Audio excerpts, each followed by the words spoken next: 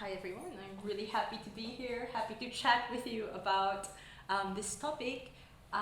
So what I want to do here is kind of make visible the complexity of my methodological journey in my research with sex workers in Southeast Asia. Some of these ethical and methodological issues have not actually been resolved, but simply by surfacing them and talking about them, I think we are already taking an important step in making research less extractive, a bit more transformative. I don't, by the way, think there is any academic research that is not extractive at all. Like, this is something we should probably just own. And then maybe we can take steps to mitigate it. So that's the spirit in which I'm talking about this today. So just to give you a sense of my broader research projects, and obviously we'll zoom in on the methodological dimension.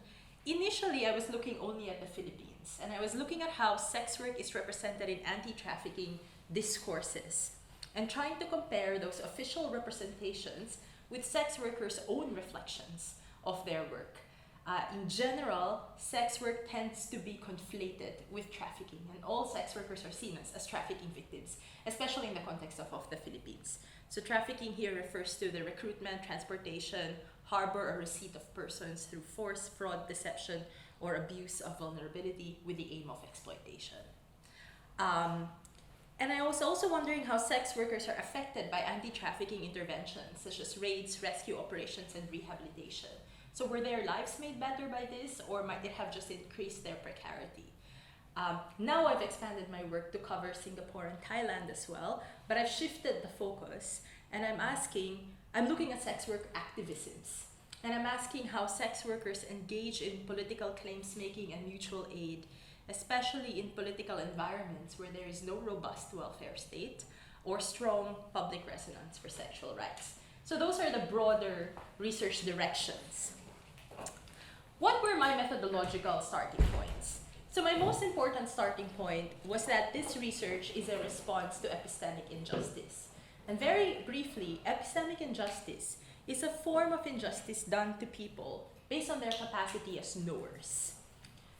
Sex workers are seen as less credible actors when they speak about their experiences or they try to intervene in political discussions or in public discourse. They're seen as less credible because they've been pathologized as too damaged, too traumatized, simply not intellectual enough, simply not having data. And the few who are able to speak are dismissed as too privileged. So these are all discursive maneuvers to exclude them from the conversation. And I found that to be problematic, having worked also in anti-trafficking previously. So this is a bit of a conversion story.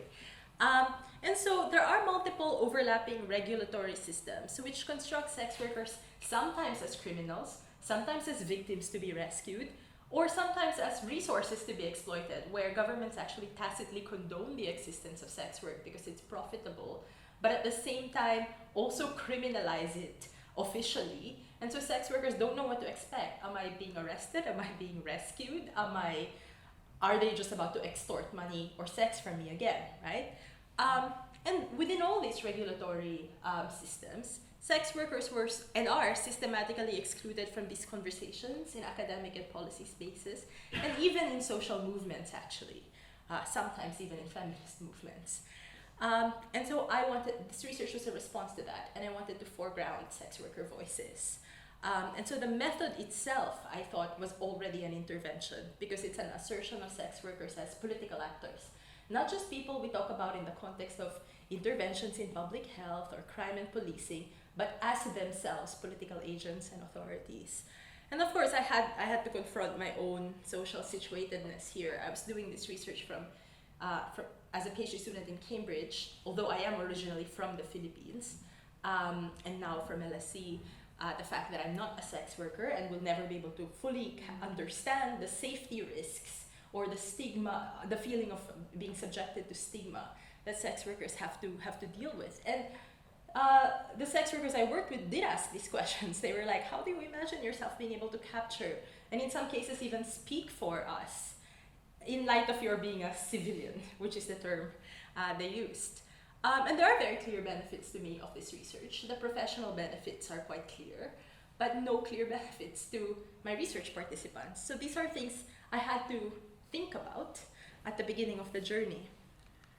And for the Philippine aspect of this research, I worked closely with the Philippine Sex Workers Collective. So they are a loose association of sex workers all over the Philippines that are fighting for decriminalization. And by this I mean full decriminalization, removing penalties from people who sell sex, buy sex, or facilitate the transaction. I mean, obviously, if there are abuses, then just like any other labor case, it will be treated as an abuse, right? So that's their advocacy. They do not support criminalization, and they do not support raid and rescue.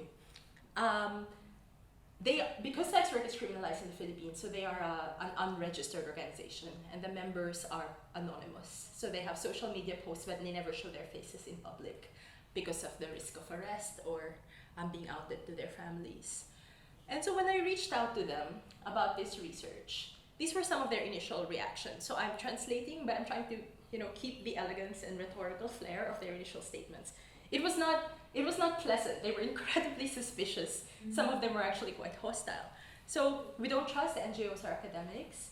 You take stories from us. You take you extract from our experiences for your own benefit, but you have no accountability to the community. So one complaint was that we disappear once the research is done and there's no benefit to them.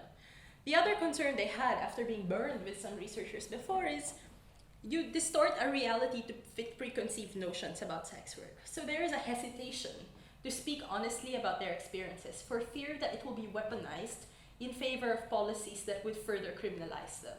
So one concern was, if I tell you about abusive clients, and I'm telling you that with a view to wanting more labor rights and wanting more bargaining power, but this will be written in the context of more criminalization, then that would have been, instrumentalizing their views for other ends, and they've experienced this quite widely. A lot of research propagates stereotypes of sex workers as drug dependent or vectors of disease, and they did not want to be complicit in that. They were also concerned about privacy and security, especially in the context of the Philippines, where the police had, especially under President Duterte, a lot of powers. Also that academics and researchers take platforms that should be for sex workers and speak for them. So this is a difficult negotiation. I'm literally speaking about it now, and I'll speak to that a bit more towards the end. I previously used to work with the police as well, because I also wanted to interview the police, and they said, you work with the police and you want us to tell you we chose this, and this is a criminal activity, right? So we don't need saving. And so this was a difficult conversation and a difficult process of gaining trust, but also rethinking my priors as a researcher. So eventually they said, look, fine, we will work with you, but be careful to not have this construed as a benevolent action on your part. So from the beginning, the assumption is we are equal partners in this research, which, by the way, is kind of hard to fit into a university research framework, which is very individualistic in terms of attribution of credit, and even the university research ethics process. So there were some challenges that I had to run up against as well. And so one thing I would say here, when doing research, I think with stigmatized, marginalized, potentially criminalized populations, is the formal ethics clearance process at the university level is just one step.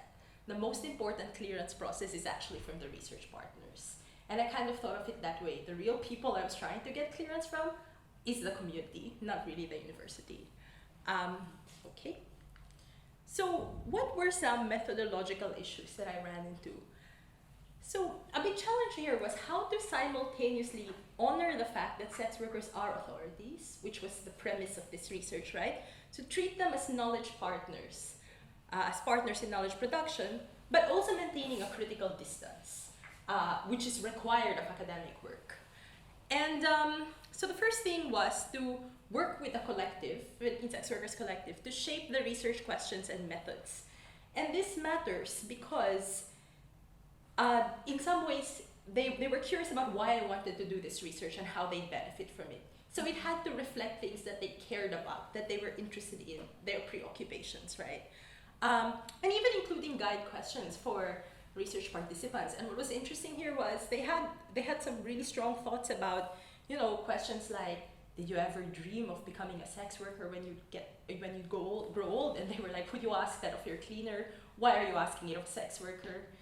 Are you happy in your job? Would you ask that of someone who works in McDonald's? Why would you then ask it of a sex worker? And they were like, why don't you ask things like, what do we like or what don't we like about our job, which makes it more even-handed and in some ways kind of de-exceptionalizes sex work.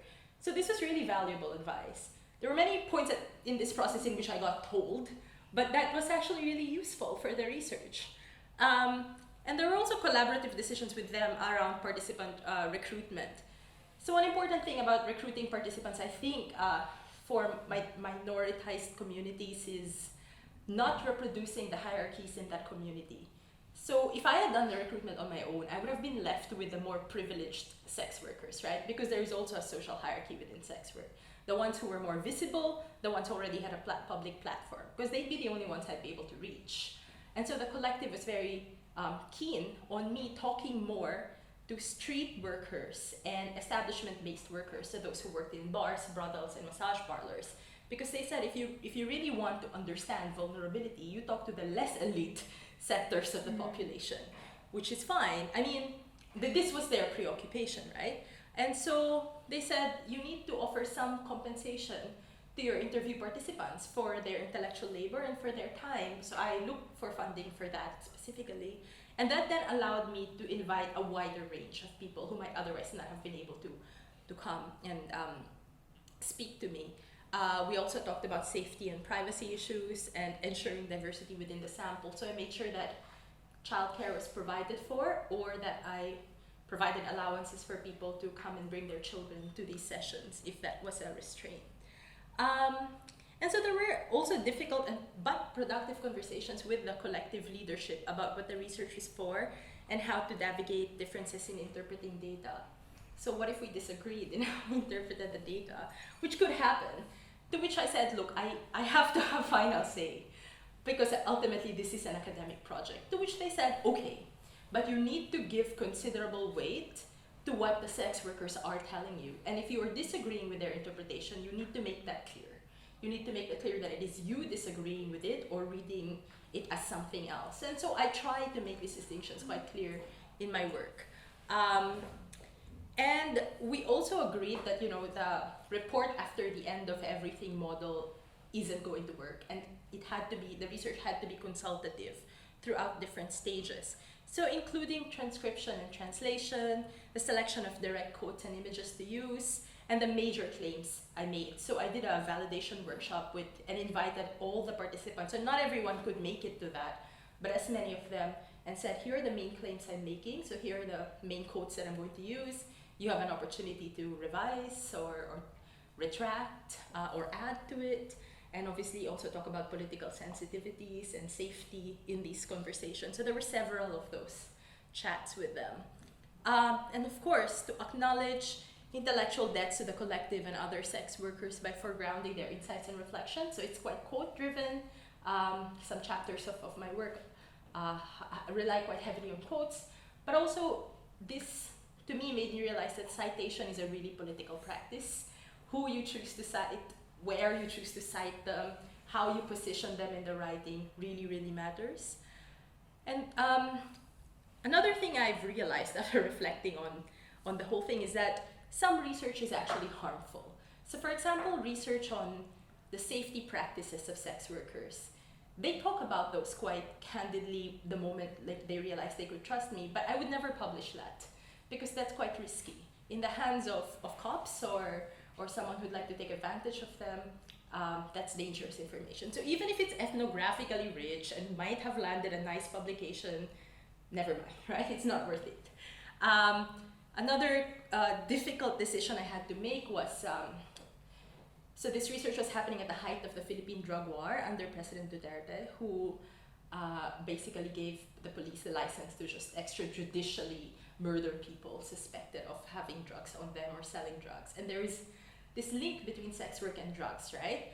And so I just chose not to publish on any of those questions because I did not want to reinforce that link, especially knowing that many members of the community have been killed or their partners have been killed in this war on drugs. So some things are more important than publications. Also, the conversation on centering sex worker voices, like when to speak for them and when not to. I'll talk a bit more about that in the last slide. So, one thing really stayed with me at the beginning of this process. So Tex, one of the founders of the collective, said, "In a world where selling sex is dirty and immoral, what do you expect us to say? Will we really admit that we enjoy it? We know what you researchers and reporters want to hear. So if it's easier to say we desperately need money to feed our families or that we were tricked into this, then we will say that, right? We will do that instead of admit that we prefer this because we don't think you're going to understand and you're going to judge us." And I thought that this explained why at the beginning of my interviews I was just getting all sorts of sad stories. It was almost like a script. And that's how like most media reports on sex work in the Philippines went. So that was a template. And I felt there was more to the template, and Tex explained it to me. So it speaks to the importance of solidarity and non-judgmental spaces. So I saw the research also as a political commitment. The importance of interrogating self-presentations of sex workers and holding space for multiple subjectivities, tensions, and contradictions. So like I said, when I had just met someone and didn't have time with them yet, the first reason they give me for engaging sex work is for their kids, for their families. So motherhood as a way of exercising virtue in some ways. It was our way of becoming good mothers to our kids so we could provide for them, which is undeniably true and objectively true, but perhaps not the full story. So there was a public transcript, that's the public transcript. I wouldn't do this if not for my kids. There's also like a partially hidden transcript, and with more time together, with more and comfort and trust being built, some of them would say they also found it rewarding, personally rewarding. They enjoyed being able to consume material goods that otherwise would not have been possible. They enjoyed the gifts from their clients. They enjoyed the feeling attractive, feeling desired. And I think that whole picture, I don't think I have the whole picture, no research ever gets that, but that more complex picture is actually really important. And it would not be great if participants feel that they have to self-censor for fear of judgment from a researcher, just on an ethical level that in itself already feels quite violent. So what methods did I use? So I realized quite early on, when I was doing pilots with the collective, that interviews are too formal and rigid a system. And also because I'm dealing with people who are not used to being asked what they think about things. And some of them actually at first were like, "Really, you want to hear me keep talking?" They'd stop after 1 minute and they'd be like, "Do you want me to keep talking?" Because they're not used to being asked what they think about things. The whole point was that they're being excluded from this process, right? So even we as academics and researchers would probably struggle if we were being interviewed. So what more other people who are not used to that, right? So I realized that method wasn't gonna work. And so I drew on more Philippine-based methods. I don't also want to highlight how local this is, because then that again reproduces like romanticizing the native. But so methods that are drawn from Philippine psychology that include pakikipagkwentuhan, which is the rough translation is collective storytelling, and salo-salo, so kind of like gathering together as a community. The closest way I can describe this is somewhat informal, semi-structured, and unstructured group storytelling sessions in parks, in restaurants, in people's homes. And I had to fight my ethics committee to allow me to do it in people's homes because they wanted me to ask these questions in public spaces, but that's not safe. The participants were welcome to ask each other questions and ask me questions as well, and I committed to answering these questions, which wasn't always easy, right? Like, why are you doing this? Why do you care about this research? Do you have a partner? Are you religious? All sorts of things. Would you yourself do sex work as well? And participants were welcome to introduce photos. So when I would say, for example, what photo would represent your journey as a mother, or the things you like best about your work, or the things that make you afraid, and invite them to just send me photos quite regularly, or symbolic objects, like what object describes X, Y, Z, and music, if there's a song that could describe your journey in this work, or your entry, and for some of them who have left. So all sorts of less rigid ways of describing their experiences. It made the transcription and analysis process a little harder, but it actually was a lot more worth it in terms of comfort levels of the participants and their ability to participate in the conversation and articulate their thoughts. It involved a lot of karaoke. It wouldn't be the Philippines if not for that. Shared meals, picnics. So I saw the research process not only as an academic exercise, but also as a source of validation and psychic relief for participants. Also as a space for recreation. Some of them actually described it as like therapy. And some of them who only met in that space have stayed friends 3 or 4 years on. I think this is important because in a world where, well, in the context where sex work is criminalized, sex workers don't have spaces to come together and validate each other and make sense of their experiences. And that's an important part of agency, that intersubjective relational ability to sit together and make sense of things. And in some ways, the research also did that beyond just producing a dissertation. So beyond the research, and I spoke to the collective about this beforehand, and I was very cautious about not over-promising as well, because that is, I think, unethical. But things I have been able to do to try to make it as much of a reciprocal relationship as possible. So disseminate my work in an accessible format. So I've written some vernacular articles or some podcasts on it. And sometimes they are on these interviews and podcasts as well, but their voices are just distorted and their faces are just blurred. Pushing for more sex workers to be platformed and compensated for their time. So at some point, I've started getting a lot of invitations to speak about it. So it's just vetting the platforms carefully. Which ones would be less risky and add more value to the sex workers themselves, and encouraging them to take on those platforms, telling the organizers to make sure they're compensated as well. Or if I'm invited to a panel asking, is there a sex worker in this panel as well? Have you tried to reach out to someone?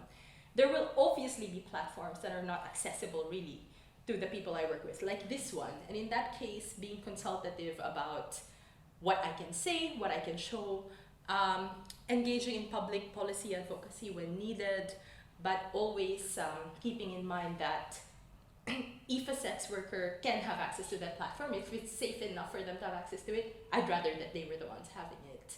And that's a delicate balance in academia. We're also meant to be promoting your work, right? So this is an ongoing conversation. I don't think I've resolved all these dilemmas, but I hope it was useful to at least just think about them, tease them out. Okay, thank you.